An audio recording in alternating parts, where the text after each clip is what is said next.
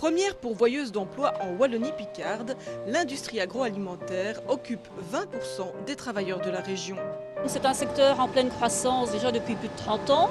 Il y a quelques 90 000 travailleurs dans l'industrie alimentaire en Belgique.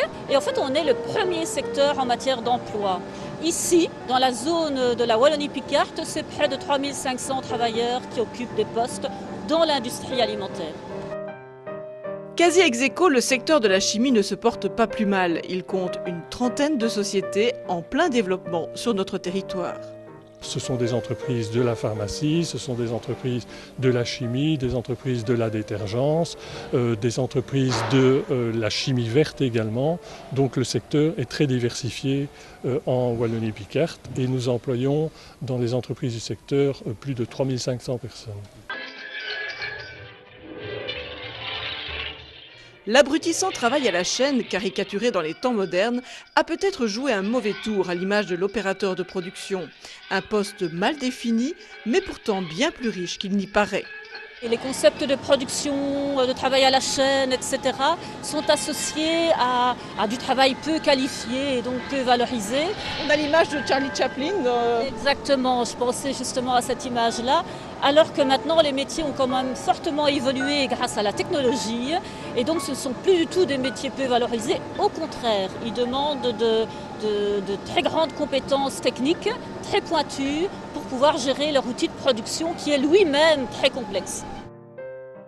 Des initiatives ont bien eu lieu déjà depuis bien des années pour essayer de rapprocher le monde de l'enseignement du monde de l'entreprise, mais il y a encore beaucoup de choses à faire, surtout justement pour notre secteur qui est encore fort peu connu des enseignants et donc tous les métiers liés à la production dans l'industrie alimentaire ne sont pas connus même du tout des jeunes. Pour remédier à ce problème d'image, les fonds sectoriels ont décidé de lancer toute une série d'actions destinées à rapprocher très concrètement l'enseignement des métiers recherchés. Ces actions de sensibilisation sont menées par une cellule qui s'appelle Science Adventure qui est localisée au CEFOCHIM. Nous donnons des conférences dans les écoles secondaires et nous créons des mini-entreprises dans les écoles primaires.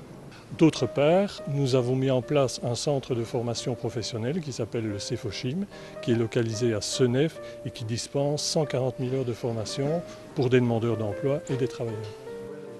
Dans le même ordre d'idées, des visites d'entreprise sont organisées pour que jeunes et enseignants visualisent la réalité professionnelle qui se cache derrière des termes aussi flous que conducteur de ligne de production. Nous venons de créer d'ailleurs un site qui s'appelle Breaking Science où nous expliquons quels sont les métiers que l'on retrouve dans nos différentes entreprises, les études qui y mènent et où nous avons également des expériences de chimie qui sont à disposition des professeurs pour sensibiliser les jeunes à cette science. Enfin, les besoins sont véritablement pluridisciplinaires.